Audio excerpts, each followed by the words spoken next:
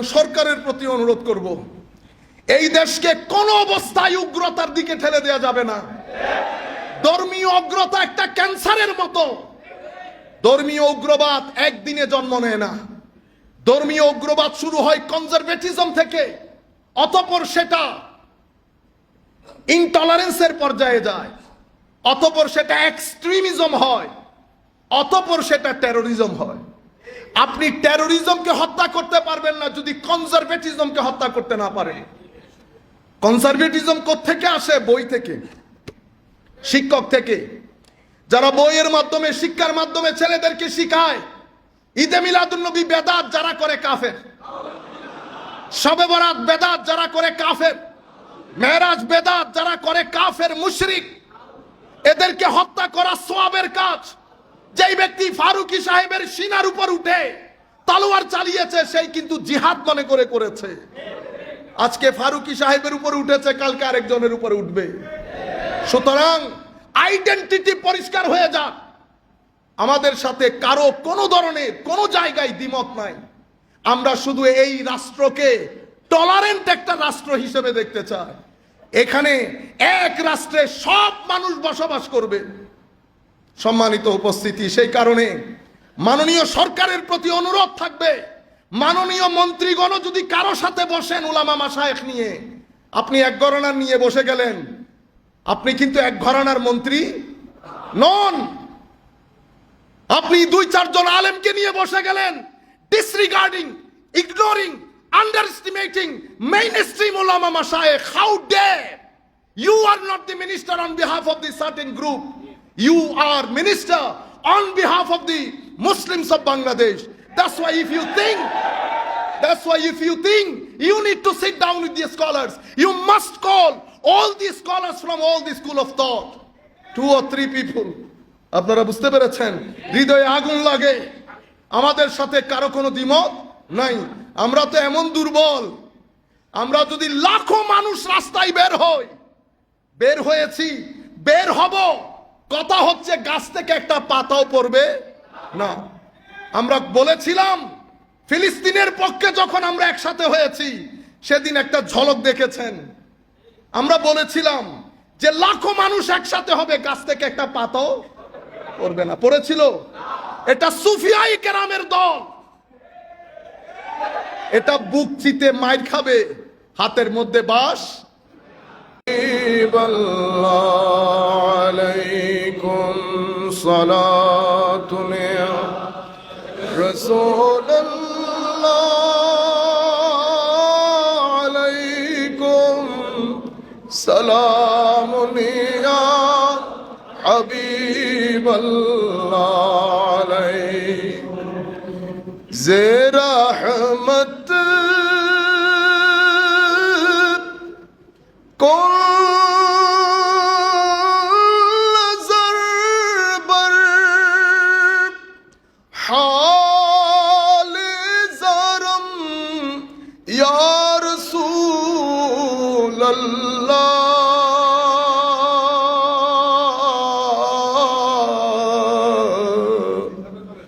गरीबम बेनवायम खाके सारम या रसूल अल्लाह, सलातुन या रसूल अल्लाह, अलैकुम सलामुन या हबीब अल्लाह, अलैकुम की मोहम्मद से वफा तूने तो हम तेरे हैं,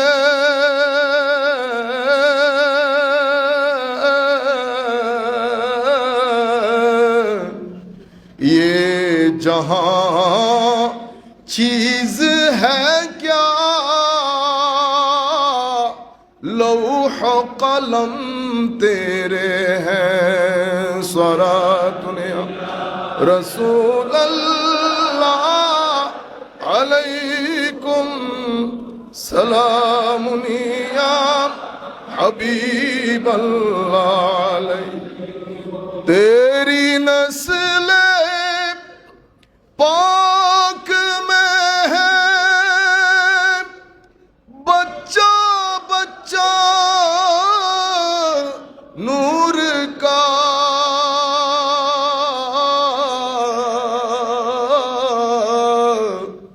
तू है ऐने नूर तेरा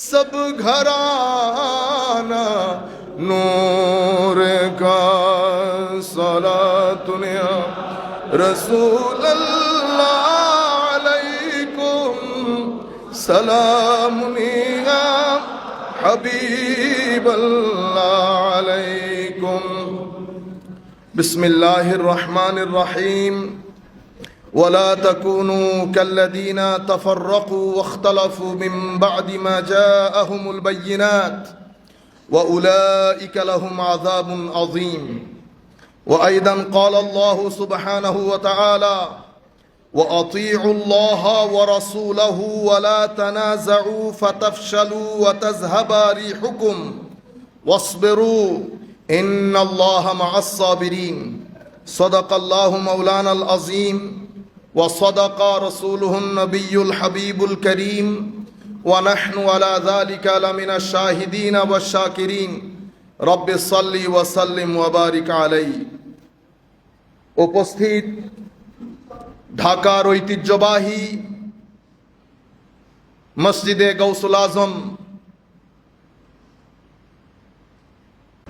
সম্মানিত মুসল্লিয়ানে কেরাম অনুষ্ঠিতব্য আজকের এই জুমার সম্মানিত মুসল্লিয়ানে কেরাম দূর দূরান্ত থেকে অনেক মানুষ এসেছেন আমরা সকলের প্রতি বিনয়ের সাথে সম্মান প্রদর্শন করছি বিশেষ করে অনলাইনের মাধ্যমে যারা যেখান থেকে আমাদের সাথে যুক্ত হয়েছেন অত্র মসজিদের সম্মানিত ইমাম খতিব মুয়াজ্জিন খাদিমিন বিশেষ করে কমিটির সম্মানিত মেম্বারান আমি সকলের প্রতি আন্তরিক মোবারকবাদ ধন্যবাদ এবং সশ্রদ্ধ সালাম জ্ঞাপন করছি আসসালামু আলাইকুম ওয়া রাহমাতুল্লাহি তাআলা ওয়া বারাকাতুহু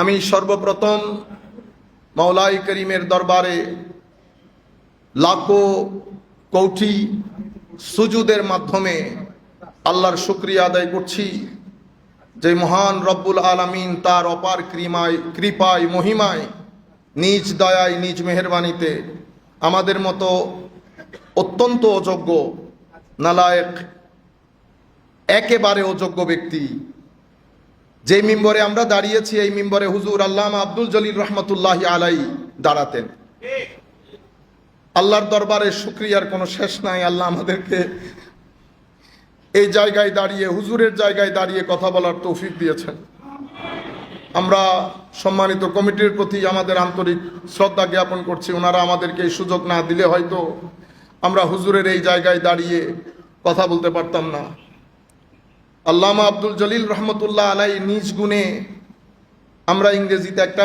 কথা বলি he is one and only অনন্য এক ব্যক্তিত্বের অধিকারী অসম্ভব বড় মাপের আলেম এবং জাহেরি বাতেনি শরীয়ত তরিকত মারেফতের উপর অগাধ জ্ঞান শেখ আব্দুল জলিল রহমতুল্লাহ আলাই আমি সেই প্রভুর দরবারে শুকরিয়া আদায় করছি যে হুজুরের জায়গায় আমাকে দাঁড়ানোর আল্লাহ তৌফিক দান করেছেন সাথে সাথে রসুল করিম রউফুর রহিম সাল্লাল্লাহু আলাইহি ওয়াসাল্লামের আজিম দরবারে সম্মানিত মুসল্লিয়ানে কেরাম নিয়ে লাখো কোটি দরুদ আর সালাম প্রেরণ করছি যে মহান রসুল সাল্লাল্লাহু আলাইহি ওয়াসাল্লাম আমাদেরকে মানুষ হিসেবে জীবন যাপনের তরিকা শিখিয়েছেন এবং এটা আল্লাহ পাকের মেহেরবানি আমাদের উপর আল্লাহ রাব্বুল আলামিন হুজুরের ওসিলায় আমাদের সিনার ভিতরে আল্লাহ আল্লাহ রসুলের ইশক ও মহব্বতের ফুয়ুজাত দান করেছেন আমি আজকে বিনয়ের সাথে স্মরণ করছি হুজুরের বাতিঘর শেখ আব্দুল জলিল রহমতুল্লাহি আলাইহের বাতিঘর হজরতে সৈয়দ আহমদ শাহ শ্রীকোটি রাদিয়াল্লাহু আন এবং হজরতে সৈয়দ মোহাম্মদ তৈয়ব শাহ কিবলা কাবা রহমাতুল্লাহি আলাইহি, এই দুইজনকে আল্লাহর দরবারে দোয়া করি হুজুরের ওসিলায় আল্লাহ যেন এই দুইজনের ফুয়ুজাত দিয়ে আমাদের সিনাকে ধন্য করে। আমি আরো ধন্যবাদ জানাচ্ছি আমাদের যুব সেনার ভাইদেরকে, যারা অক্লান্ত পরিশ্রম করে দীর্ঘ 2 বছরের দীর্ঘ যাত্রায়, লং জার্নি অফ 2 ইয়ার্স, ওনারা স্মৃতিতে ও শ্রুতিতে আল্লামা হাফেজ এম এ জলিল রহমতুল্লাহ আলাই এই কিতাবটি ওনারা এই কিতাবটি ওনারা শেষ পর্যন্ত পাবলিশ করতে সমর্থ হয়েছেন। আমরা তো চাইবো আপনারা যতজন মুসল্লি আজকে আসবেন, কেউ যেন এই কিতাব না নিয়ে ফেরত না যান। ওলিদের জীবনী পড়ার মধ্যে ফুয়ুজ ও বারাকাত নিহিত। সেই কারণে আল্লাহর ওলিদের কথা আল্লাহ কোরআনে পাকে বর্ণনা করেছেন, আমার নবী হাদিসে পাকের মধ্যে বর্ণনা করেছেন। আমরা খুব ছোটখাটো মানুষ, আমরা এখানে ইচ্ছে করলে পাগড়ি পরে আসতে পারতাম। পাগড়ি অনেক বড় জিনিস, এটার জন্য আল্লাহ রসুলের সাথে সম্পর্কিত মহান ব্যক্তি হইতে হয়। প্রত্যেকের যার যার একটা অবস্থান থাকে, এটা হচ্ছে আমাদের ওয়ে অফ আন্ডারস্ট্যান্ডিং। আমাদের ভয় করে, দোয়া করেন আল্লাহ যেদিন সক্ষমতা দান করবেন জাহেরে বাতেনে, সেদিন থেকে পড়বো ইনশাল্লাহ। বাকি এই বিষয়ে আমরা রসুলে পাকের দরবারে আরজ করবো ইনশাল্লাহ। সম্মানিত উপস্থিতি, যে বিষয়টি নিয়ে আলাপ করার চিন্তা করেছি, এই মুহূর্তে যে বিষয়টি তরুণ প্রজন্মের জানা খুব প্রয়োজন। লাখো মানুষ আমাদেরকে দেখছেন, পরবর্তীতে দেখবেন। পৃথিবী ধর্ম থেকে ধর্মহীনতার দুনিয়াতে প্রবেশ করে ফেলেছে। Godless world. পৃথিবী চাই, বড় শক্তিগুলা চাই আপনার আমার তরুণ প্রজন্মকে গডলেস ওয়ার্ল্ড প্রদান করার জন্য। সেই কারণে অনেক ঐতিহাসিক দার্শনিকরা বলেছেন, পূর্বের যুগটা ছিল এইজ অফ ফেইথ, আর এই যুগ হচ্ছে এইজ অফ এইথিজম। পৃথিবী খুব দ্রুত গতিতে শিফট করে ফেলেছে। এটা একটা ড্রাস্টিক চেঞ্জ হয়েছে, আমূল পরিবর্তন হয়েছে, এবং আগামী 10 বছরের মধ্যে পৃথিবী যে কোথায় চলে যাবে সেটা হয়তো আমরা কল্পনাতেও আনতে পারবো না। পৃথিবীতে যেই পরিবর্তন আপনারা দেখছেন, সেই পরিবর্তনের সূত্রপাত হয়েছে 2007 থেকে। 2009 থেকে পূর্ণ যাত্রা 2026-এর মধ্যে এসে পৃথিবী পরিপূর্ণ পরিবর্তন হয়ে গেছে। চিন্তায়, চেতনায়, কথায়, বার্তায়, জীবন যাপনের তরিকায়। আমি যদি এক শব্দ দিয়ে আপনাদেরকে বুঝাই, আপনারা ক্লিয়ারলি বুঝতে পারবেন।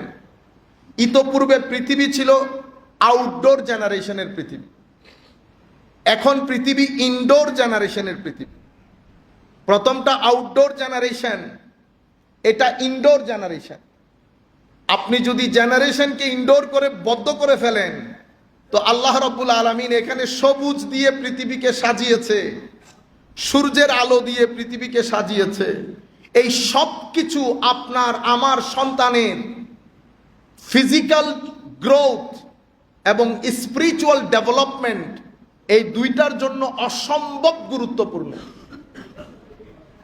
আপনার আমার সন্তানের জন্য ফিজিক্যাল গ্রোথ এবং স্পিরিচুয়াল ডেভেলপমেন্ট যদি সমানভাবে করতে না পারেন, কোনো একটা যদি আকপিছ হয়ে যায়, তো আমাদের যেই জীবনযাত্রার ধরন, সেই ধরনের মধ্যে পরিবর্তন যেটা আসবে, সেটা আপনি এফোর্ড করতে পারবেন না। আপনি যদি ফিজিক্যাল ডেভেলপমেন্ট, ফিজিক্যাল গ্রোথ যদি স্পিরিচুয়াল ডেভেলপমেন্টের আগে চলে যায়, তো পৃথিবী ম্যাটেরিয়াল হয়ে যায়। ম্যাটেরিয়াল হয়ে গেলে পৃথিবী ভাই বন্ধু বুঝে না, আত্মীয় স্বজন বুঝে না। পৃথিবীর টাকা বাদে আর কিচ্ছু বুঝবে না। পৃথিবীতে লোভ, লালসা, প্রতিযোগিতা সমাজের মধ্যে এমন ভাবে হবে, আপনি কোনটা আটা কোনটা ময়দা বুঝার কোনো সুযোগ থাকবে না। আর যদি কোনো কারণে ফিজিক্যাল গ্রোথ পিছনে রয়ে গেছে, স্পিরিচুয়াল ডেভেলপমেন্ট সামনে চলে গেছে, তাহলে পৃথিবীর যে সমাজ ব্যবস্থা এটা ভেঙে পড়বে, মানুষ পাহাড়ে পর্বতে চলে যাবে। এজন্য আমার নবীর দিক নির্দেশনা, ফিজিক্যাল গ্রোথ, স্পিরিচুয়াল ডেভেলপমেন্ট, এই দুইটা একসাথে হতে হয়। দুইটা যদি একসাথে হয়, পারিবারিকভাবে, সামাজিকভাবে, রাষ্ট্রীয়ভাবে আপনি একটা সুন্দর পৃথিবীর ভিতরে ঢুকতে পারবেন, পরবর্তী প্রজন্মকে ঢুকাতে পারবেন।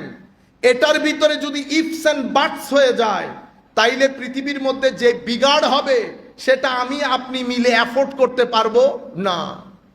সম্মানিত উপস্থিতি, তাইলে আমরা একেবারে এই যে ফেইথ, ইমানের জমানা থেকে গডলেস ওয়ার্ল্ড, এই পৃথিবীতে আমরা ঢুকছি। গডলেস ওয়ার্ল্ড করার জন্য এই পৃথিবীকে 4 জায়গা থেকে আমাদের উপর কাজ করা হয়েছে। যেমন art and culture. Art and কালচারের মাধ্যমে আগামী 5 বছরে আপনাদের ঘরের টিভি নাটকের মধ্যে যে অশ্লীলতা আপনারা দেখতে যাচ্ছেন, সেই অশ্লীলতা আপনার নামাজের, ইমানের যে যৌক শৌক, সেটার গুড়া কর্তন করে পুরা গাছটাকে আপরুট করে দিবে।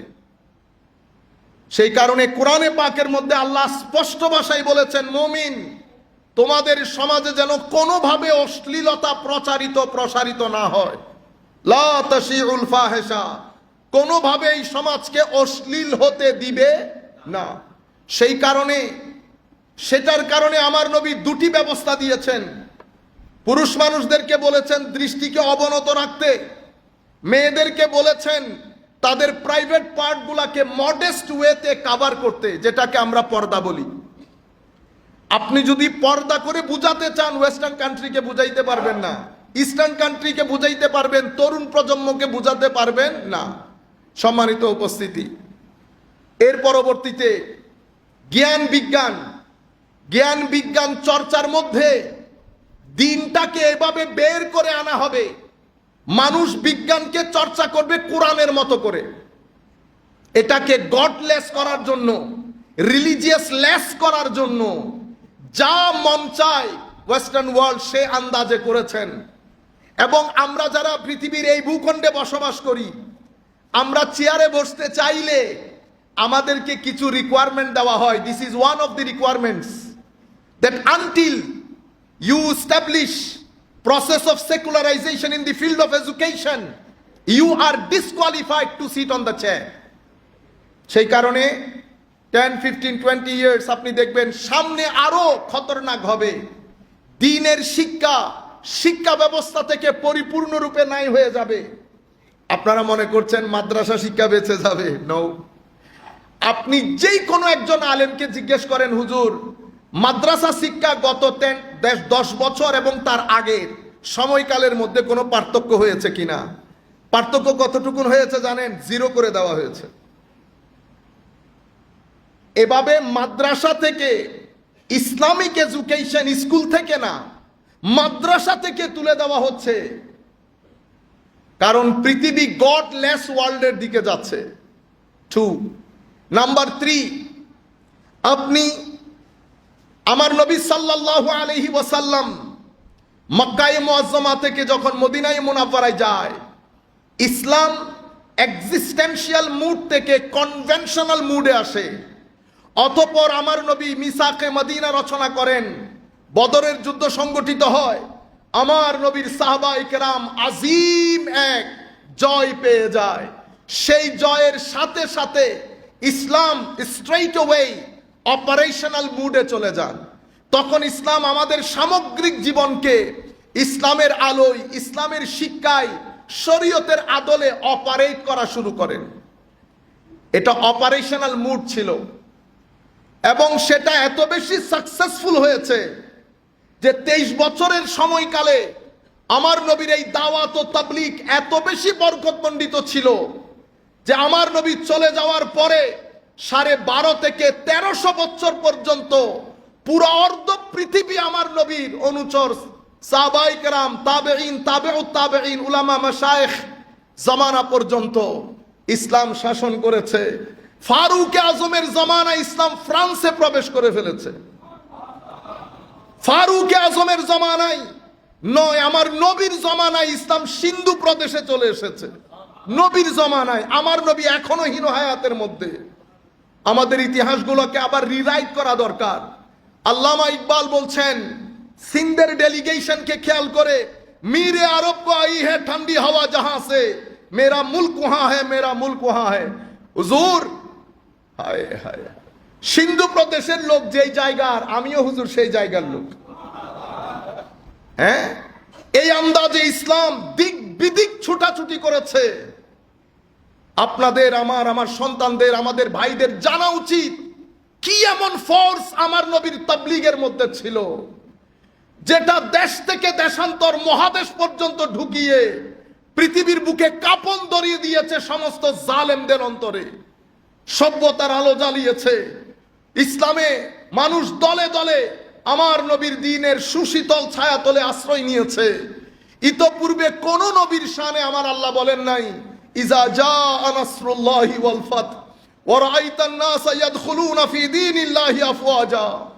হুজুর, মন খারাপ করবেন না, কথা দিলাম তো, ইন্না আতাইনা কাল কাউসার, ইন্না আতাইনা কাল কাউসার ওয়াদ-দুহা ওয়াল-লাইলি ইজা সাজা থেকে যদি শুরু করেন, আমার আল্লাহ যখন কোরআনকে শেষ করছেন, শেষ করার আগে আমার নবীকে বলছেন, ফাইনাল স্টেটমেন্ট, ইয়া রাসূলুল্লাহ, আমি আপনাকে বলে দিচ্ছি আপনার আখিরাতের মাকাম ও মারতাবা, ইন্না আতাইনা কাল কাউসার ফাসাল্লি লিরাব্বিকা ওয়ানহার। হাবিব, আপনি আমার চিন্তায় চেতনায় মগ্ন থাকেন, কোনো কিছু নিয়ে চিন্তা করতে হবে না। আমি আপনাকে আখিরাতের মধ্যে সেই মাকাম ও মারতাবা দান করব। পৃথিবী দেখবে আপনি মাকামে মাহমুদের মধ্যে বসে আখিরাতকে শাসন করবেন।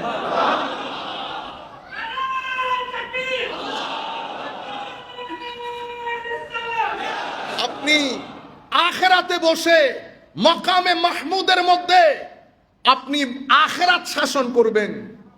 পৃথিবী চুপ হয়ে যাবে, সেই চুপ অবস্থায় আমার নবী দাঁড়িয়ে প্রথমে আল্লাহর কোর্টের মধ্যে বক্তব্য রাখবেন। আমার নবী বলছেন, আনা খাতিবুহুম ইজা আনসাতু। পৃথিবী যখন চুপ হয়ে যাবে আখিরাতের ময়দানে, আমি রাসূলুল্লাহ তখন আল্লাহর দরবারে দাঁড়িয়ে বক্তব্য প্রদান করব। উম্মত, আমি তোমাদেরকে আশার বাণী শোনাবো। আমি যারা হতাশ হয়ে যাবে তাদের অন্তরে আশার আলো জ্বালাবো। মুহাম্মাদুর রাসূলুল্লাহ। কেমনে আপনি বলেন, আপনারা বলেন, আমার নবীও জানেন না আমার নবীর কি হবে। আমার নবী যদি না জানেন, কালামে পাকের উপর হাত দেওয়া হবে। আমার নবীর অবস্থা কি হবে সেটা তো আমার আল্লাহ কোরআনে ঘোষণা করে দিয়েছেন। বলেন নাই? বলেন নাই আমার আল্লাহ? হ্যাঁ, আসা আইয়াবআসাকা রাব্বুকা মাকামাম মাহমুদা নাজিল করেছেন আল্লাহ, নাজিল হয়েছে রাসূলুল্লাহর উপর। যিনি দিয়েছেন উনিও জানেন, যাকে দেওয়া হয়েছে তিনিও জানেন মাকামে মাহমুদ মানে কি জিনিস। আমার আল্লাহ জানিয়ে দিয়েছেন, আপনি বলতেছেন রসুলে পাকও জানেন না। হে যুবক, আপনারা মনে করেন আমরা শুধু শুধু কথা বলি, শুধু শুধু কথা বলি না। আমাদের সাথে কারো টাকা নিয়ে, পয়সা নিয়ে, ব্যবসা নিয়ে কারোর সাথে কোনো সমস্যা নাই। মাননীয় প্রধানমন্ত্রীর প্রতি অনুরোধ, মাননীয় রাষ্ট্র ক্ষমতার মধ্যে যারা অধিষ্ঠিত তাদের প্রতি অনুরোধ, আমাদের সাথে কারো কোনো বিষয়ে দ্বিমত নাই। সমস্যা এক জায়গায়, আপনি লাখ পাঞ্জাবি পরেন, আমার নবীর শানে রিসালাতে এতটুকুন যদি আঘাত আসে, লাখো তরুণ তলোয়ারের নিচে নিজের মাথা ঝুঁকিয়ে দেবে। এটার মধ্যে আমরা দাঁড়ানো। আমাদের সাথে মাননীয়, শুধুমাত্র আপনারা দাড়ি টুপি দেখলেই মনে করেন উলামায়ে কেরাম, আমরাও মনে করি উলামায়ে কেরাম। আমরা যদি জিয়াউর রহমানের শানে দুই একটা কথা বলি, আমাদের বিএনপি যারা করে, খারাপ লাগবে না? লাগবে কিনা বলেন বেটা? শুধু যদি শহীদ না বলি খারাপ লাগবে না? না লাগলে তো বিএনপিও না আপনি। যদি না লাগে তো বিএনপিও না, বিএনপিকেও ভূতে ধরেছে। 50-60% আপনারা নতুন নতুন লম্বা লম্বা দাড়ি রেখেছেন, দিন ধর্ম শিখতেছেন। আইডেন্টিটি পরিষ্কার করেন, আপনি কে? আপনি কে? আপনার বাপদাদারা দিন ধর্ম পালন করেন নাই, ওনারা বুঝেন নাই কোনটা সত্য কোনটা মিথ্যা। আপনি গত 200 বছরের ইতিহাস পড়েন, বাংলার জমিনে কালমা পড়া কে শিখিয়েছে? ঢাকার বুকে কালমা কে শিখিয়েছে? চট্টগ্রামের বুকে কালিমা কে শিখিয়েছে? সিলেটকে কালমা কে শিখিয়েছে? 150-200 বছরে যাদের অক্লান্ত পরিশ্রমে, যারা হারামের গুণকে হারাম করে, মা বাবা ভাই বন্ধু ছেড়ে, কেউ ইয়েমেন থেকে, কেউ সিরিয়া থেকে, কেউ আফগানিস্তান থেকে আপনার ভূখণ্ডে এসে পাহাড়ে পর্বতে অবস্থান করে আপনাকে দিন শিখিয়েছে। এখন আমার মিঠা মিঠা ভাই আমাদেরকে শিখান এটা বেদাত। এটাও বলছি কেন হচ্ছে, সম্মানিত উপস্থিতি, আমি অন্য জায়গায় চলে যাচ্ছি। আমি যেটা আপনাদেরকে বুঝাতে চাচ্ছি এবং সরকারের প্রতি অনুরোধ করব, এই দেশকে কোন অবস্থায় উগ্রতার দিকে ঠেলে দেওয়া যাবে না। ধর্মীয় উগ্রতা একটা ক্যান্সারের মতো। ধর্মীয় উগ্রবাদ একদিনে জন্ম নেয় না।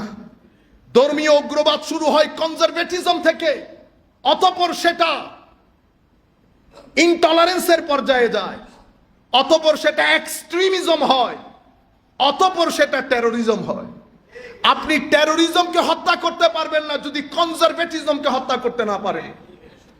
কনজারভেটিজম কোত্থেকে আসে? বই থেকে, শিক্ষক থেকে, যারা বইয়ের মাধ্যমে, শিক্ষার মাধ্যমে ছেলেদেরকে শিখায় ঈদে মিলাদুন্নবী বেদাত যারা করে কাফের, শবে বরাত বেদাত যারা করে কাফের, মেরাজ বেদাত যারা করে কাফের মুশরিক।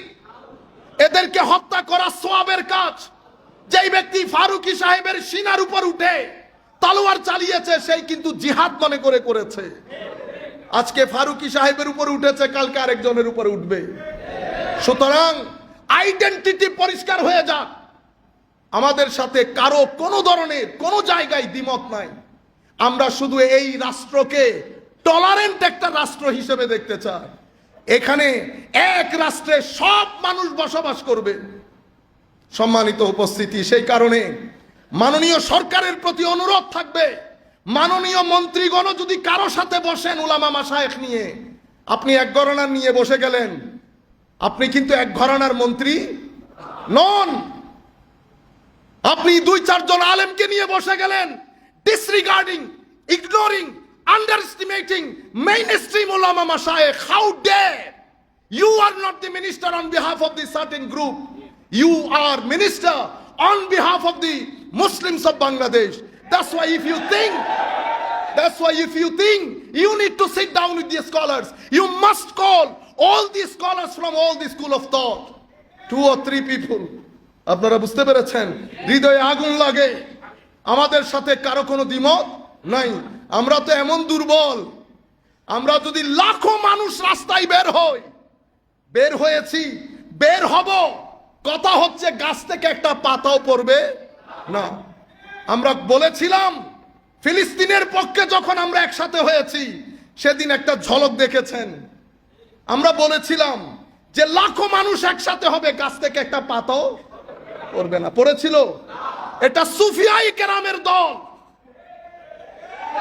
এটা বুক চিতে মাইর খাবে, হাতের মধ্যে বাঁশ। সিম্পল ছাত্ররা কালকে করেছে না আন্দোলন, 10-12 জন ছাত্র মিলে। বাঁশ ছাত্রদের বিহেভিয়ার দেখছেন বিহেভিয়ার। আমরা বলছি প্রত্যেকে যার যার অবস্থান থেকে বেটা প্রতিবাদ করতেই পারেন, কিন্তু আরেকজনকে মেরে, বেয়াদবি করে, জবান নষ্ট করে, আমি আপনাকে কথা দিচ্ছি, লাখ শিক্ষিত হোক, সুফিয়াই কেরামের দরবারে যেই ব্যক্তি জুতা সিধা করেছিল, সেই ব্যক্তিও যদি ওখানে মাঠে দাঁড়ায়, গাছ থেকে পাতা পড়বে। সম্মানিত উপস্থিতি, বলতে যেটা চাচ্ছিলাম, আমার নবী যেই দিন প্রতিষ্ঠা করেছে শরীয়ত, পুরা পৃথিবীর মধ্যে প্রপাগান্ডা করে শরীয়তকে একটা কালার্ড ওয়ার্ড হিসেবে দাঁড় করানো হয়েছে। সেটার প্র্যাকটিক্যাল ডেমনস্ট্রেশন ওই আমাদের মতো কিছু হুজুর, তারা হচ্ছে, এটা হচ্ছে শরিয়া। শরিয়া মানে কি? এটা হচ্ছে উগ্রবাদীদের একটা সিস্টেম। এটার প্র্যাকটিক্যাল ডেমনস্ট্রেশন কি? তো 2-4 জন বক্তার বক্তব্য শোনায়, এটা হচ্ছে প্র্যাকটিক্যাল ডেমনস্ট্রেশন। কেটে ফেলবো, মেরে ফেলবো। তো তারা তখনও বলে এরা সেই শরীয়তবাদী যারা অপর পক্ষের লোককে সিনার উপরে উঠে ছুরি চালিয়ে দেয়। তাইলে একটা, আপনারা বুঝতেছেন প্র্যাকটিক্যাল ডেমনস্ট্রেশন কি জিনিস? তাহলে একটা হচ্ছে প্র্যাকটিক্যাল ডেমনস্ট্রেশন, একটা হচ্ছে তাদের প্রপাগান্ডা। তো প্রপাগান্ডাকে ছেলেদের অন্তরে ঢুকিয়ে ব্রেইন ওয়াশ করার জন্য প্র্যাকটিক্যাল ডেমনস্ট্রেশন লাগবে না। তো ডেমনস্ট্রেশনে কেউ দেখে এদের জবান দেখো, অ্যাকশন অ্যাকশন, ডাইরেক্ট অ্যাকশন আপনারা বলেন না, মেরে দে, কেটে দে, এরা কাফের, বেদাত, practical demonstration. As a result last 20 years ধারাবাহিক প্রপাগান্ডা হয়েছে। প্রপাগান্ডার জেরে আমাদের মুসলমান আইন লিডার্সরাও শরিয়া শব্দটা মুখে আনতে ভয় করে। যেই শরীয়তের মাধ্যমে আমার নবী 1300 বছর পৃথিবীকে আলো জ্বালিয়েছে, সেই শরীয়ত, বুঝতে পেরেছেন, প্রপাগান্ডার পার্ট হয়ে সেটাকে এখন বলা হয় মধ্যযুগীয় বর্বরতা। মধ্যযুগীয়, আমার জানতে ইচ্ছে করে কোন বর্বরতা মধ্যযুগীয়? দেখায় আপনাদেরকে মধ্যযুগীয় বর্বরতা। আজকের দিনে সুপ্রিম কোর্ট ইশারা করে ট্রাম্প সুপ্রিম কোর্টে যাবে, যাবে না। আর যেই মধ্যযুগীয় বর্বরতার কথা বলছেন, সেই মধ্যযুগীয় বর্বরতায় খলিফাকে যদি কাজী আহ্বান করে, খলিফার নাকে খত দিয়ে কাজীর দরবারে যাওয়া লাগতো। আইনের চোখে সবাইকে সমান করে দাঁড় করিয়ে দিয়েছে আমার নবী। None of the individual in the society beyond the law. কোন ব্যক্তি আইনের ঊর্ধ্বে না। এটাকে আপনারা মধ্যযুগীয় বর্বরতা নাম দিয়েছেন। সেই যুগে মধ্যযুগীয় বর্বরতা, যেই যুগে রেপকে আমার নবী মিনিমাম পর্যায়ে নিয়ে এসেছেন। কিলিং, হত্যাকাণ্ড মিনিমাম পর্যায়ে। এডুকেশনের রেপ, আমার নবী যাওয়ার 200-250 বছরের মধ্যে সিসিলি নামক একটা কেস স্টাডি হয়েছে, সেখানে শিক্ষার রেট 100 আউট অফ 100 হয়েছে। মধ্যযুগীয় বর্বরতা। যাই হোক, সম্মানিত উপস্থিতি, এভাবে চতুর্দিক থেকে আক্রমণ করে গডলেস ওয়ার্ল্ডে আমরা আস্তে আস্তে ধাবমান সেই রাস্তার দিকে। কোরআনে পাকের মধ্যে আল্লাহ রাব্বুল আলামিন ইরশাদ করেছেন, যে আয়াতগুলো আমি পড়েছি আপনারা একটু মনোযোগ দিয়ে শুনবেন। আমি খুব সংক্ষিপ্ত আকারে আমাদের করণীয়টা বলে বক্তব্য শেষ করে দেব। ওয়ালা তাকুনু কাল্লাযীনা তাফাররাকু ওয়াখতালাফু মিন বা'দি মা জাআহুমুল বায়্যিনাত। আমার আল্লাহ বলছেন, বান্দা, পূর্ববর্তী যুগের ইহুদি নাসারারা যেভাবে দলে দলে বিভক্ত হয়ে গেছে সেভাবে হইবা। ওয়ালা তাকুনু কাল্লাযীনা তাফাররাকু, ফেরকা ফেরকা ফেরকা হয়ে গেছে। ওয়াখতালাফু, নিজেদের মধ্যে তাদের কাছে সব হক আসার পরেও পরস্পর ইখতিলাফ করে একজন আরেকজন থেকে অনেক দূরে সরে গেছে। এই কাজটা করিও না। ওয়া উলাইকা লাহুম আযাবুন আযীম, এদের জন্য আল্লাহ রাব্বুল আলামিন আযাবে আযীম রেখেছেন। যারা এই ফেরকা হয়ে যাওয়ার পরেও যারা পানি ডালে, তেল ডালে, আরো হোক। উম্মত হিসেবে আপনার আমার সন্তানের দায়িত্ব, যারা হক বুঝেছে, হক পেয়েছে, তারা এই হকের বাণী জায়গায় জায়গায় ছড়িয়ে দেবেন এবং প্রত্যেকের ব্যাপারে আল্লাহর দরবারে দোয়া করবেন, আল্লাহ যেন হেদায়েত করেন। কোরআনে পাকের একটা আয়াত। আরেকটা আয়াতের মধ্যে আমার আল্লাহ বলছেন, ওয়া আতিউল্লাহ ওয়া রাসূলা, তোমরা আল্লাহ এবং রসুলের আনুগত্য করো। ওয়ালা তানাজাউ, নিজেরা নিজেরা ঝগড়া ফাসাদ করিও না। ফাতাফশালু ওয়া তাযহাবা রিহুকুম, যদি নিজেরা নিজেরা ফিতনা ফাসাদ করো, ফাতাফশালু, তাইলে তোমরা কি হবে? গ্রুপ গ্রুপ গ্রুপ গ্রুপ হয়ে যাবে। ওয়া তাযহাবা রিহুকুম, তোমাদের যে রব, মানুষ যে তোমাদেরকে ভয় করে, তোমাদের ভিতরকার যেই তেজস্বিতা সেটা খতম হয়ে যাবে। সবাই মিলে একসাথে থাকলে, চাচতো ভাই, জ্যাঠাতো ভাই, খালাতো ভাই, কেউ নজর দিয়ে তাকায় না। যেই আপনি আলাদা আলাদা হয়ে যাবেন, কোরআন বলছে ফাতাযহাবা রিহুকুম, তোমাদের যেই তেজস্বিতা, রব, দবদবা খতম হয়ে যাবে। মানুষ তোমাদেরকে ভয় পাবে না। ইন্নাল্লাহা মা'আস ওয়াসবিরু, স্বাভাবিকভাবে এখানে সবর করতে হয়। এগুলা এই জায়গায় আসলে অসম্ভব ধৈর্য ধারণ করতে হয়। ইন্নাল্লাহা মা'আস সাবিরিন, মনে রাখো আমার আল্লাহ ধৈর্যশীলদের সাথে থাকেন।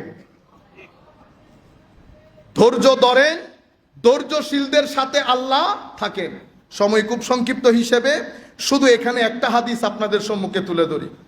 আন আবি হুরাইরাতা রাদিয়াল্লাহু তাআলা আনহু আন্না রাসূলুল্লাহি সাল্লাল্লাহু আলাইহি ওয়াসাল্লাম قال, হযরতে আবু হুরাইরা রাদিয়াল্লাহু তাআলা আনহু থেকে বর্ণিত, নবী করিম সাল্লাল্লাহু আলাইহি ওয়াসাল্লাম, আমরা বলবো যখন সাল্লাল্লাহু আলাইহি ওয়াসাল্লাম, আপনারাও পড়বেন সাল্লাল্লাহু আলাইহি ওয়াসাল্লাম, ইরশাদ করছেন, ইন্নাল্লাহা ইয়ারদা লাকুম সালাসা ওয়া ইয়াসখাতু লাকুম সালাসা, তিনটা জিনিস আল্লাহ আপনাদের জন্য পছন্দ করেন এবং তিনটা জিনিস আল্লাহ আপনাদের জন্য অপছন্দ করেন। তিনটা জিনিস পছন্দের আমাদের জন্য আল্লাহর, আর তিনটা জিনিস অপছন্দের। পছন্দের কোনটা? আনতা আবুদু ওয়ালা তুশরিকু বিহি শাইআ ওয়া আনতা তাসিমু বিহাবলিল্লাহি জামিআ। তিনটা জিনিস আল্লাহ আমাদের আপনাদের সকলের জন্য পছন্দ করেন।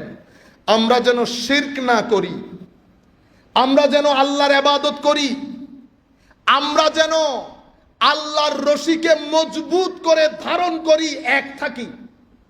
মনে রাখবেন, একটা হচ্ছে ইউনিটি আর একটা হচ্ছে ইউনিফর্মিটি। কয়টা শব্দ? ছেলেদেরকে বিশেষ করে। ইউনিটি আর একটা ইউনিফর্মিটি। ইউনিটি মানে ডেস্টিনেশন এক, যে রাস্তা দিয়ে মনে ইচ্ছে যান, একই জায়গায় এয়ারপোর্টে পৌঁছাবো, 3-4টা রোড আছে, যান। আরেকটা বলতেছেন ইউনিফর্মিটি, কোন যেদিক সেদিক ইচ্ছা যাইতে পারবেন না, আমাদের সাথে একসাথে যেতে হবে। যেই রোড দিয়ে যাব, যেই গতি দিয়ে যাব, যেই পাশ দিয়ে যাব, একসাথে যাবেন, এটাকে বলে ইউনিফর্মিটি। আর ডেস্টিনেশন এক, যেই রাস্তা দিয়ে মন চাই যান, ইউনিটি। আমরা ইউনিটি করব, ইউনিফর্মিটি না। ইউনিটি বলতে এটাকে বলে ওয়াহদাতুল উম্মাহ। উম্মত যদি একসাথে না হয়, উম্মতের আওয়াজ যদি একসাথে না হয়, মনে রাখবেন আগামী 10-15 বছরে এইটিজম এবং সেকুলারিজমের রেট এই উম্মতকে তিলে তিলে গুড়া থেকে আপরুট করে দেবে। যেভাবে যেখানে খুশি, ফিলিস্তিনের বুকে এত ছেলে হত্যা হয়েছে, 57-60টি মুসলিম দেশের নেতা নেত্রী আওয়াজ করতে পেরেছে। অদ্ভুত বিষয়। একটা ব্যক্তি বলছে না হাসপাতালের মধ্যে বোমা মারবি না, বোমা মারলে কালকে আমরা সবাই রাস্তায় আসবো, ইউনাইটেড নেশনে দাঁড়াবো। একটা মুসলিম দেশ। কেন? কারণ আমরা বহুধা বিভক্ত হয়েছি। আপনারা জানেন, আমরা আব্বাসী আমলে যখন পতন হয়েছে, হালাকু খানের আক্রমণ যখন হয়েছে, 50 বছর প্রায় পৃথিবীতে মুসলমানদের খেলাফত ছিল না। আবার এসেছে অটোমান এম্পায়ারের মাধ্যমে। মূল সমস্যা কি ছিল? ওই আমাদের একই সমস্যা। আমি পীর, আমার সন্তান 4 জন, খেলাফত কে দিবে? খেলাফত তো দুধ বিক্রেতার মতো, ধরেন 1 কাপ দুধ আপনি নেন, 1 কাপ দুধ এনে, বুঝছেন? ম্যাথমেটিক্সের টিচার আবার সন্তানকে ম্যাথের টিচারের সন্তান ম্যাথের টিচার হইতে পারে না, কিন্তু এখানে হইতে পারে। যাই হোক, এটাকে বলে প্রবলেম অফ সাকসেশন। আমার পরে মন্ত্রী কে হবে? সন্তান তো 4 জন, বড় বউয়ের ঘরে 4 জন, ছোট বউয়ের ঘরে 3 জন, প্রবলেম আরো জটিল। এরপরে ভাগ করে দিয়েছে, তুমি উত্তর, তুমি দক্ষিণ, তুমি পূর্ব, তুমি পশ্চিম। গ্রিপ নষ্ট হয়ে গেছে কিনা? কোরআন কি বলছে? ওয়াতাজহাবা রিহুকুম, তোমাদের রি খতম হয়ে যাবে, রব দবদবা খতম হয়ে যাবে। সেরকমই হয়েছে। সম্মানিত উপস্থিতি, তো আমাদেরকে বলেছে আল্লাহর রশ্মি ধরে একসাথে থাকতে। সবকিছুতে কোনোদিন একসাথে হবে না, কিন্তু এই জায়গায় গডলেস ওয়াল করার জন্য যাদের সামগ্রিক প্রোগ্রাম, ওরা কি করেছে জানেন? এই জায়গার মধ্যে এসে এহানা উম্মতে মুসলিমার মূল জায়গা হচ্ছে এহানা। এহানা মানে অপমান, ইনসাল্ট, আন্ডারস্টিমেট। কেউ আমার নবীর শানে বেয়াদবি করে, এহানা করে শানে মুস্তাফার মধ্যে। কেউ আলে বাইতে রাসূলের শানে বেয়াদবি করে, কেউ আসহাবে রাসূলের শানে বেয়াদবি করে, কেউ আউলিয়ায়ে কেরামের শানে বেয়াদবি করে, ঘুরে ফিরে বেয়াদবি। আমাদের একজন এই গত 4-5 দিন আগে কত স্মার্ট, হুজুর হযরতে মুআবিয়া রাদিয়াল্লাহু তাআলা আনহুর ব্যাপারে আপনার মতামত কি? আল্লাহ বেটা, সুযোগ থাকলে মাটির নিচে গাড়াই ফেলতাম। বুঝতে পেরেছেন ফিতনা কোন দিক দিয়ে ঢুকতেছে? বোধ একেবারে আশেক। আরে বেটা, তুই মুআবিয়া রাদিয়াল্লাহু তাআলা আনহু পর্যন্ত যাবি, তোমার পাশের জন বসে আছে সিদ্দিক আকবর পর্যন্ত যেতে। সিদ্দিক আকবর পর্যন্ত গেলে কোন দিন নিয়ে তুমি সামনের দিকে যাবা? হে যুবক, আন্তর্জাতিক বিশ্ব তোমাকে এটাই নিয়ে তোমার সাথে প্ল্যান প্রোগ্রাম করেছে। কেউ শানের সালতে বেয়াদবি করে, এলিট ক্লাসের লাইফ লিড করে, বুঝবেন না এত টাকা করতে আসে। আর এইটা মসজিদে গাউসুল আজম লাখো মুসল্লি নামাজ পড়তে আসে, 3 তালা বানতে খবর হয়ে যায় নাই, যাচ্ছে কিনা? কিন্তু এখান থেকে বের হয়ে সিলেট পর্যন্ত যাইতে যাইতে 2 তলা বিল্ডিং হয়ে যায়। আমরা কিন্তু কোন হুজুর কোন পরিবার থেকে উঠে এসেছেন, কার পরিবারে চুলা জ্বলেছে সব জানি। মাদ্রাসার কয় পার্সেন্ট ছেলে দারিদ্র সীমার উপর থেকে, কয় পার্সেন্ট দারিদ্র সীমার নিচ থেকে আসে সেটাও জানি। স্বাভাবিকভাবে আমার মনে প্রশ্ন আসবে না, কোটি টাকা আপনাকে কে দেয়, কেন দেয়? আপনারা বুঝতে পেরেছেন? আজীব এক নির্লজ্জা যুবক আপনাকে নিয়ে। কেউ শানের সালতে বেয়াদবি করে, কেউ আমার নবীকে আখেরি রাসূল হিসেবে অস্বীকার করে, কেউ হাদিস অস্বীকার করে, 300 বছর পরের জিনিস কেমনে বিশ্বাস করি। কেউ মাযহাব অস্বীকার করে, ফিকা 300 বছর পরের জিনিস কেমনে কি করি।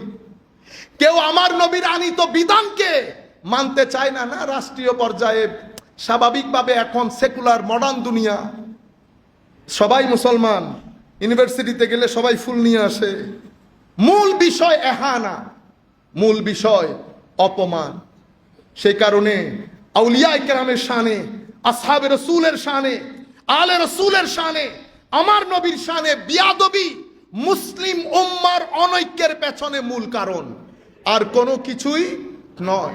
বাকিগুলো চলতে চলতে সমাধান হয়ে যায়। সম্মানিত উপস্থিতি, আমার নবী সাল্লাল্লাহু আলাইহি, আমরা কি শেষ করব?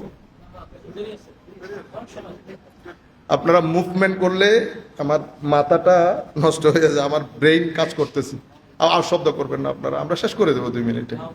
সম্মানিত উপস্থিতি, আমরা যখন অতিরিক্ত ইখতিলাফ করি একজন আর একজনের সাথে, ছেলেদেরকে বলছি বিশেষ করে, ধরেন আপনি ফেসবুক ইউজ করছেন বেটা, আমাদের মসজিদের সম্মানিত চেয়ারম্যান, অত্র মসজিদের চাচা, ওনার একটা পোস্ট, ওনার ছবি দিয়ে আপনি গালি একটা দিয়ে দিলেন।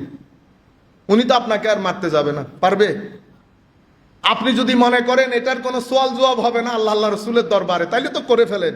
কাফের ও মুশরিক যা মন চাই করতে পারে, কিন্তু মুসলমান হলে বেটা প্রত্যেক কথার জন্য আল্লাহর দরবারে জবাবদিহিতা আছে। আপনি জানেন, গডলেস ওয়ার্ল্ড করার জন্য যখন আপনি অতি মাত্রায় একজন আরেকজনের সাথে অতি মাত্রায় ঝগড়া ফাসাদ করবেন, তখন সবচেয়ে বড় দুর্ঘটনা ঘটবে কোনটা? আমার নবীর দ্বীনের হুরমত, আমার নবীর দ্বীনের হুরমত ভুলন্টিত হয়, যেটা তরুণ প্রজন্মকে ফ্রাস্ট্রেটেড করে। আমার নবীর দ্বীনের হুরমত নষ্ট হয়। বিশ্ব আপনাকে তাকিয়ে আছে, আপনি কি করছেন। বিশ্ব আপনি আপনার সম্পর্কে যতটুকুন জানেন তার চেয়ে বেশি বিশ্ব জানে। আপনিও আপনাকে অতটুকুন জানেন না। আপনি আগামী 50 বছর পরে কিভাবে চিন্তা করবেন সেই গবেষণাও তৈরি হয়ে গেছে। সুতরাং এরা চায় বাইরের লোকজন যখন দেখবে অতিমাত্রায় লেখালেখি হচ্ছে, তো মনে করবেন হচ্ছে না, কেউ করাচ্ছে। আপনি যখন উঠেন নাই, উঠানো হয়েছে, কেউ একজন উঠিয়েছে। আপনি যখন বসেছেন, বসানো হয় নাই, কেউ একজন আপনাকে বসিয়েছে।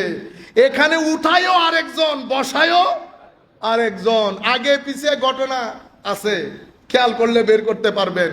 हो ही नहीं सकता, होते ही पारे ना कि आप खुद उठ गया, नहीं, किसी ने उठाया और किसी ने बिठाया। যা কিছু হচ্ছে দেখবেন হঠাৎ করে একটা জিনিস আসবে, ভাইরাল হয়ে গেছে। আপনি কখনো চিন্তা করছেন ভাইরাল হয় কেমনে? ভাইরাল কেমনে হয়? জালালউদ্দিন আল কাদরি ভাইরাল হয়েছে, আল্লামা আব্দুল জলিল রহমতুল্লাহ আলাই ভাইরাল হয়েছে। হ্যাঁ, তো যারা ভাইরাল হওয়ার তারা ভাইরাল হয় না, আমাদের মতো জাহেল মূর্খ ভাইরাল হয়। কারণ আছে না? তাইলে বোঝা যাচ্ছে ভাইরাল যারা করে তাদের অবজেক্টিভ আছে, এইম আছে, তারা আসল জিনিসগুলাকে সামনে আসতে দেয় না। গুগলের মধ্যে যে কোনো একটা হাদিস লেখে আপনি গুগল করেন, প্রথম 6টা পেজ যেগুলো আসবে, সেগুলো আপনাকে কোন জায়গায় নিয়ে সমুদ্রে নিক্ষেপ করবে বুঝতেও পারবেন না। পৃথিবী ডক্টর আব্দুল হাকিম মুরাদকে চিনে না, শেখ ডক্টর হামজা ইউসুফকে চিনে না, কিন্তু আমাদের এখানে আমাদের সম্মানিত উস্তাদ জামিয়া আহমদিয়া সুন্নিয়া আলিয়া মাদ্রাসার মুফতি আব্দুল ওয়াজিদ সাহেব হুজুর বলেন, বাইল্লা মৌলবী। বাইল্লা মৌলবী বুঝেন আপনারা? ইম্যাচিউরড মৌলবী আমাদের কথা বলতেছেন। বাইল্লা মৌলবী নিজে নিজে বলে মুফতি, ইন্না লিল্লাহি ওয়া ইন্না ইলাইহি রাজিউন। বাংলাদেশ, ইন্ডিয়া, পাকিস্তানে 3 জন মুফতি মিলতে কষ্ট হয়ে যাবে, আর এখানে বাজারে বাজারে মুফতি, মাদ্রাসায় পড়ানোর জন্য একজন শিক্ষক খুঁজে পাওয়া যায় না। মুফাসসিরে কুরআন ম্যাক্সিমাম আলিয়া মাদ্রাসার মধ্যে মুফাসসির খুঁজে পাওয়া যায় না। যে জাতির, সেই জাতির ঘরে ঘরে উঠানে উঠানে মুফাসসির, যার যা মন চায় কথা বলে চলে যাচ্ছে। এখন দিক নির্দেশনা কি হবে বেটা? আখেরি স্টেটমেন্ট। তাইলে আপনি যখন অতিমাত্রায় এই কাজগুলা করবেন, আমার নবীর দ্বীনের হুরমত নষ্ট হয়, দ্বীন নিয়ে মানুষ হাসাহাসি করে। মানুষ যখন বলবে না মৌলবীদের কাজ দেখো, মৌলবীদের কাজ দেখো বলতে বিতর্কতভাবে আমার নবীর শরীয়তের প্রতি অ্যাটাক হয়। তরুণ প্রজন্ম দ্বীন থেকে, শরীয়ত থেকে আস্তে আস্তে বিমুখ হয়ে যাচ্ছে, যার কারণে বাংলাদেশে এখন এইটিজমের রেট অনেক উপরে, এইটিজমের রেট অনেক উপরে। এর পরবর্তীতে আপনি যখন এগুলা করবেন, আপনার শক্তির বিনাশ হবে। শক্তির বিনাশ। 1 group, 2 group, 3 group, 4 group. Group হয় কেন? গ্রুপ হয় চেয়ারের কারণে। চেয়ারের প্রতি অ্যাট্রাকশন জন্মায় কেন? নফসের কারণে। নফসে কি হয়? লোভ হয়। তো লোভ, নফস, চেয়ার, অতঃপর গ্রুপিং। আবার বলি, লোভ, নফস, চেয়ার, অতঃপর গ্রুপিং। তাইলে আপনি যিনি ইসলামী দল হিসেবে আমার নেতৃত্বে আসবেন, উনি লোভ, নফস থেকে যদি বেরই হতে না পারেন, তাহলে গ্রুপিং থেকে বের হতে পারবো না। আর গ্রুপিং হলে শক্তির বিনাশ হয়। You can not be energetic. আপনি এনার্জি তো লস করে ফেলছেন। সবচেয়ে বড় বিষয় হচ্ছে, আপনি যখন এই অরাজকতার মধ্যে একজন আরেকজনকে গালি, মারামারি, মেথোডোলজি নাই, এলম নাই, হেলম নাই, হিকমত নাই, তাকওয়া নাই, পরহেজগারি নাই, মাহফিল এলমের মজলিস না। মাহফিলে আপনি কোরআন হাদিস পড়ে যা মন চাই বলবেন, মানুষ যেন কিছুটা হলেও ভিতরে মহব্বত আসে, মানুষ যেন ভিতর থেকে শান্তি পায়। এগুলা আপনার যদি অনেক এলম থাকে, ফেকা পড়েন, তাইলে এখানে দারসে নিজামি আছে, বলেন এখানে আমাদের প্রেসিডেন্ট সাহেব, সেক্রেটারি সাহেবকে বললে সব জায়গায় কি পয়সা নিতে হয়? সব জায়গায় পয়সা নিতে হয়। ওনারা যে কাজগুলা করেছেন পয়সা খরচ হয় নাই, তো ওনারা পয়সা খরচ করে প্রতিষ্ঠান করেছেন, আমি ফ্রিতে আইসা পড়াইলে অসুবিধা আছে? যেহেতু এত বেশি ওনাদের তো শিক্ষক দরকার। আসেন, বলেন সপ্তাহে 2 দিন পড়াবো। স্থানীয়ভাবে যারা মুফতিয়ানে কেরাম আছেন, আমরা যারা গরিব গুরাবা আছি, আমরাও দর্শের মধ্যে আইসা বসলাম, আপনি মুফতি সাহেব আমাদেরকে পড়াইলেন। হায় হায়, আমাদের উস্তাদদেরকে এখন কেউ মুনাজাতের জন্য ডাকে না, ইনারা বোধহয় ডাকে। আমাদের সিনিয়র 2-3 জন তো এখনো দুনিয়াতে আছে, এদেরকে মুনাজাতের জন্য ডাকে না। এই তরুণ ছেলেরা কি চায়? আপনারা কি চান আমার নিজেরও বুঝে আসে না। আপনারা কোন রাস্তা দিয়ে হাঁটতেছেন? ম্যাক্সিমাম কোরআন পড়তে পারে না ভাই, তিলাওয়াতে কোরআন পারে না, নামাজ পারে না, ফারায়েজে দ্বীন জানে না, আকায়েদ জানে না, উসুল জানে না, ফুরু জানে না আমাদের ছেলেরা। এরপরে বলে হুজুর আপনাকে বহুত মহব্বত করি। বেটা আপনি তিলাওয়াতে কোরআন না করে কিসের মহব্বত? আপনি নামাজ পড়লেন না, কিসের মহব্বত? সমাজের মধ্যে ভদ্রতা হিসেবে ইস্টাবলিশ করতে পারেন নাই, ভদ্রতা মানুষকে শিখাইতে পারেন নাই, কিসের মহব্বত? নামাজ বাদে, তসবিহ তাহলিল বাদে। সম্মানিত উপস্থিত, যারা মহব্বত করেন দাবিদার, কোরআনে পাকের দিকে আসেন, নামাজের দিকে আসেন, স্থানীয় মসজিদে নামাজ পড়েন। আমাদের যেই সমস্ত ছেলেপুলে দ্বীনের কাজ করেন, সুন্নিয়তের কাজ করেন, সর্বাত্মক সহযোগিতা করেন। সুন্নিয়তের কাজে কোনো ডিভিশন করবেন না কোনোদিন, কে কোন পীরের মুরিদ এটা দেখার জরুরত নাই। আহলে সুন্নাত ওয়াল জামাত আমাদের জন্য বড় ছাতা, এটার নিচে আমরা সবাই সব পীরের মুরিদান একসাথে জমা হব। রাত্রি বেলায় যেই যার পীরের কাছে গিয়ে ফিউজ ও বারাকাত নেব, এটা স্টাইলের বিষয় না। এখন তো স্টাইল, হুজুর আমি অমুক পীরের মুরিদ, ফজরের নামাজও পড়ে না। আল্লাহ পাক জানে, কারণ আপনার পীর যদি নামাজি হয় আপনি নামাজি হবেন, ইম্পসিবল, ইম্পসিবল। আপনার পীর যদি তিলাওয়াতে কোরআন জানে আপনিও জানবেন। আপনি না জানা মানে হচ্ছে উপরে জানে না। বৃক্ষ তোমার নাম কি, ফলে পরিচয়। সম্মানিত উপস্থিতি, একটা রেভলিউশন দরকার, রিকনস্ট্রাকশন অফ মাইন্ডসেট দরকার। আমি অ্যাপ্রিসিয়েট করি আপনারা যুব সেনার ভাইরা যারা এখানে নতুন করে দর্শের কাজ শুরু করেছেন। এভাবে রিকনস্ট্রাক্ট করতে হবে তরুণ প্রজন্মের কাছে এশকের, আদবের, তাজিমের, তাবজিলের, তাকরিমের, তাকওয়ার, পরহেজগারির এই দাওয়াত তরুণ প্রজন্মের অন্তরে দিতে হবে। সেই জায়গায় ফেরত যেতে হবে যারা 200 বছর, 150 বছর, 100 বছর আগে এসে আমাদেরকে এখানে দিন শিখিয়েছেন। এটার বাইরে গেলে ফেসবুক ব্যবহারের ক্ষেত্রে সতর্ক হন। মনে রাখবেন, তরকারি হয়ে গেলে উপরের তেল ভেসে উঠে, উপরের তেল ভেসে উঠে। চুপ করে থাকবেন, দেখবেন কে ফিতনাকারী, এই ফেসবুক প্রমাণ করে দিবে আপনাকে। কি আর বেটা প্রত্যেক কথার জবাব দিতে হয় না। আল্লাহর ইজ্জতের কসম, এলমি কোনো কিছু হলে অবশ্যই জবাব দিবেন। কিন্তু ইমাম গাজালি বলেছেন, কেউ যদি হিংসায় বশবর্তী হয়ে প্রশ্ন করে উত্তর দিও না। কেউ যদি অহংকারের বশবর্তী হয়ে প্রশ্ন করে উত্তর দিও না। আহমকানা প্রশ্ন, দুইটা বই পড়ে নাই বলে ইমামে আজম হাদিস জানে না। এই ব্যক্তির নাম কি? আহমক। ইংরেজিতে বলে স্টুপিড।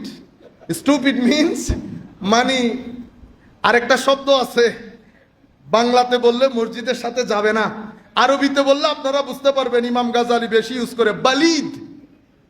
বালিদ ইয়া কেটে দিলে বাংলাতে আপনারা বলেন সেটা। বুঝতে পেরেছেন? মনে মনে হিসাব করলে বুঝে ফেলবেন। এই তিনজনের প্রশ্নের উত্তর দিতে ইমাম গাজালি নিষেধ করেছেন। এদের প্রশ্নের উত্তর দেব আর আগুনের মধ্যে তেল ঢেলে দেওয়া একই কথা। আমার ভাইয়েরা, ফেসবুক ইউজ করতে সাবধান, স্ক্রিন থেকে সময় কমান। এটা আপনাকে ধ্বংসের অতল তলে তলিয়ে নিয়ে যাবে। 12টার পরে, 11টার পরে মোবাইল ইউজ করা বন্ধ করে দেন। মা বাবাদের প্রতি অনুরোধ, 11টার পরে ছেলেরা যেন মোবাইলটা নির্দিষ্ট একটা জায়গায় রেখে দেয়। নষ্ট করে দিয়েন না নিজের জীবন, চোখ নষ্ট হয়ে যাবে। কিছুদিন পরে চোখে দেখবেন না কোনো কিছু। আর রাতকে রাত যখন এই কাজে অতিবাহিত করবেন, ভিতর লক হয়ে যাবে। ভিতর লক হয়ে গেলে মানসিক অশান্তিতে পড়ে যাবেন। পুরা পৃথিবীর ডাক্তার ওষুধ সব যদি আপনার উপর ঢেলে দেওয়া হয়, বেটা মানসিক অশান্তি থেকে বাঁচানোর কোনো ওষুধ নাই। নিজেকে ধ্বংস করে দিয়েন না।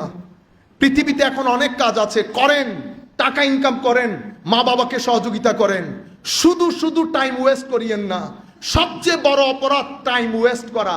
আমার আল্লাহ যেই সময় আপনাকে দিয়েছে অসম্ভব গুরুত্বপূর্ণ। অহংকার বন্ধ করে দেন। হয়তো কোনো সময় টাকা আসবে, পয়সা আসবে, ধন দৌলত আসবে, এগুলার সাথে অহংকারও আসে। অহংকার করবেন না, হিংসা করবেন না। যাকে দিয়ে যেই কাজ হবে তাকে দিয়ে সেই কাজ করাবেন। সময়ের দিকে খেয়াল করবেন, সময় যেন ওয়েস্ট না হয়। আমার আল্লাহ প্রতিটি মুহূর্তের জবাব নিবেন। আল্লাহ যেন আমাদেরকে সেই আন্দাজে চিন্তা করে জীবন যাপনের তৌফিক দান করেন। আমার নবীর দিন অপমানিত হয় এমন কাজ করিয়েন না। আমার নবীর দিনের বদনাম হয় এমন কাজ করিয়েন না। মনে রাখবেন, মাদ্রাসায় পড়ে পুরা বাংলাদেশের টোটাল পপুলেশনের 20 থেকে 30% লোক, 70% লোক সেকুলার এডুকেশন নেয়। এটা বাংলাদেশ না, এটা বাংলাদেশ না। আপনার শ্রোতা 3 ধরনের, হয় আপনার জন্য ক্রেজি, জান দিয়ে দেবে, এটার সংখ্যা খুব গৌণ। এবং একদল আপনার বিপক্ষে, কোরআন শরীফও যদি হাতে দিয়ে দেন এগ্রি করবে, এর সংখ্যা গৌণ, মাঝখানে ওভারওয়েলমিং মেজরিটি, একটা বিশাল অংশ সেটা দিন গ্রহণ করে, দিন শিখে আপনার প্রেজেন্টেশনের উপর, আপনার সুন্দর আলোচনার উপর, আপনার হেকমতপূর্ণ আলোচনার উপর, সুফিয়ায়ে কেরামের তর্জ তরিকার উপর। সুফিয়ায়ে কেরামকে গবেষণা করেন, পড়েন, আল্লাহর ওলিদের জীবনী পড়েন। এই বইটা কিনে কালকের মধ্যে শেষ করে দেন। এটা কোনো বড় বই না, এটা বিছানায় নিয়ে পড়লে আপনারা 1.5-2 ঘন্টা মোবাইলের মধ্যে এমনি তাকাই থাকেন, মোবাইল এটা মাথায় পড়ে, এরপরে ঘুমান। এর চেয়ে বরং আজকের মধ্যে এটা শেষ করে দিবেন। আমি জিজ্ঞেস করবো ওনাদেরকে, আপনারা কয়জনে বই কিনছেন, আইডিয়া হয়ে যাবে। এমনিতে সুন্নিদের বই নেওয়ার অভ্যাস, হায় হায়, আপনার কথা আমার উস্তাদ বলেছেন, তো বেটা কোন আলেমের বাসায় গেলে চা পানি খাইবা পরে, লাইব্রেরি দেখবা আগে, লাইব্রেরি আগে। তো আমরা কোথাও গেলে আগে লাইব্রেরি দেখি, তো লাইব্রেরিতে 3টা বাংলা বই থাকে, 3টা বাংলা বই আর 2টা ইতিহাসের বই। এই হইল আমাদের মুফতিয়ানে কেরাম, মুহাদ্দিসিন, ফুকাহা, বুঝতে পেরেছেন? সেই কারণে বই কিনবেন। কাদেরিয়া তরিকার লোকের কাছে যদি গুনিয়াতুত তালিবিন না থাকে, হুজুর আব্দুল কাদের জিলানীর জীবনী আমাদের মুহাদ্দিস আল্লামা আব্দুল জলিল সাহেব হুজুর লিখেন নাই, আপনারা সংগ্রহ করতে হবে না, আপনাদের জন্যই তো লিখেছেন। পড়বেন। পড়া মানুষ কখনো ডিপ্রেশনে ভুগে না। বাসার মধ্যে কিতাব রাখবেন, মানুষ বাইরে থেকে আসলেই যেন বুঝতে পারে এটা মিশনের লোক, এরা মিশনের লোক। আল্লাহ রাব্বুল আলামিন আমাদের হামি ও নাসির হোক। মওলাই করিম আমাদেরকে কবুল করুক। আমি কোন দিকের বক্তা, কোন দিকে চলে গেছি আই ডোন্ট নো। আপনারা অনেক দূর দূরান্ত থেকে এসেছেন, যতটুকুন আল্লাহ তৌফিক দিয়েছেন। জাযাকুমুল্লাহ খাইরাল জাযা ফিদ দারাইন। আসসালামু আলাইকুম ওয়া রাহমাতুল্লাহ।